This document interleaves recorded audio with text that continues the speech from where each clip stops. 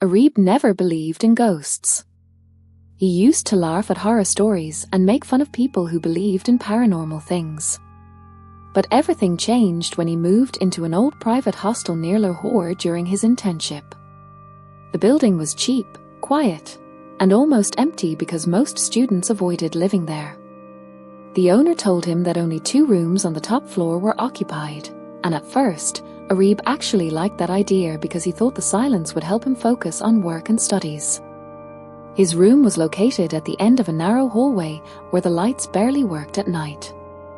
There was also an old broken window beside his bed facing an abandoned backyard full of dead trees and damaged walls.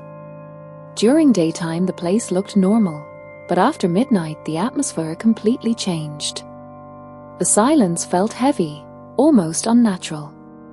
For the first few days nothing strange happened. Arib followed a simple routine. Work during the day, return late at night, eat dinner, watch videos for a while, then sleep. But one night after coming back from work, he unlocked his phone and noticed a new photo inside his gallery. The image showed his room from near the entrance door. At first he thought it was just an accidental picture because sometimes phones capture random shots by mistake. He deleted it and ignored the matter completely. But 2 nights later another picture appeared. This time the image showed Arib himself sitting at the desk while studying. The angle looked impossible, as if someone had been secretly standing inside the room while taking the photo. His heartbeat immediately became faster. He checked the door, but it was locked from inside. The windows were closed too. No one could have entered. The next morning he visited a mobile repair shop where the technician blamed the issue on software problems and reset the device. For 2 days everything stayed normal again, and Arib slowly convinced himself that he was overthinking. But on the 3rd night, he suddenly woke up around 3 a.m. after hearing a strange dragging sound near the bed. At first he stayed still, trying to understand whether the sound was real or just part of a dream.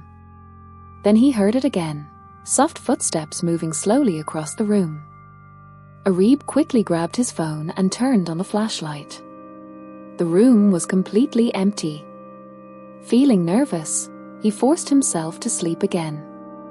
But the next morning he opened his gallery and felt his blood freeze. There was a new photo showing him asleep on the bed.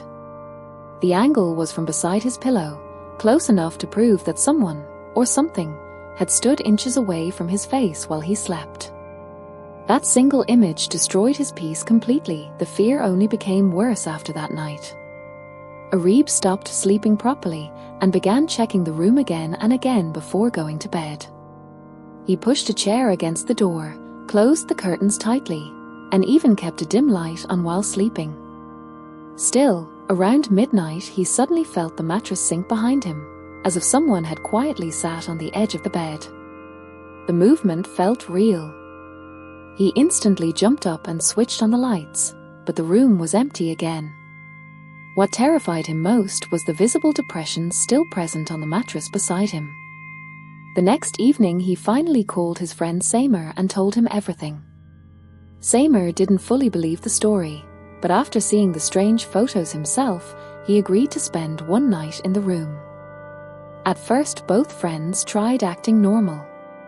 They watched videos, talked loudly, and joked around just to avoid thinking about the situation. But sometime after 2 a.m., they both heard footsteps echoing through the hallway outside. Slow footsteps. Careful footsteps. The sound came closer and closer until it stopped directly outside the room door. Both of them went silent. A few seconds later Samer whispered in fear, "Bro, I think someone is inside this room." Before Arib could respond, both of them clearly felt movement on the mattress beside them. They immediately switched on the lights, but once again there was nobody there. Then Arib's phone screen lit up by itself. A new image had appeared. The picture showed both boys sitting upright on the bed in fear exactly as they were at that moment, but behind them near the curtain stood a blurry pale figure. Neither of them spoke for almost a full minute. The next morning, Seymour refused to stay there again. Arib temporarily shifted downstairs into another room owned by a senior student named Hamza. For one night, everything felt peaceful again, and Arib finally believed the old room itself might be haunted. But on the second night in Hamza's room, the phone screen suddenly turned on at exactly 2:47 a.m. Another new picture had appeared. This time the photo looked like it had been taken from underneath the bed. In the image, Arib was sleeping while a pale blurry hand rested near the edge of the mattress. That was the moment he realized whatever was following him was no longer connected to the room. It was connected to him. The next day, Hamza revealed that months earlier another student had lived in the same top-floor room and constantly complained about mysterious photos appearing in his phone before suddenly disappearing from the hostel forever. Terrified, Arib packed all his belongings immediately. Before leaving, he returned to the old room one final time to collect the last of his books. Everything looked completely normal until he noticed an old cracked phone lying near the bed covered in dust. Curious, he pressed the power button and surprisingly the device turned on. Inside the gallery were hundreds of pictures showing different hostel students sleeping in that same room over many years. Some images were blurry, while others were disturbingly clear. But the final picture made Arib drop the phone from his hands in horror. The IT showed him standing beside the bed, holding his own phone and taking a picture of himself while sleeping. That same night Arib left the hostel forever.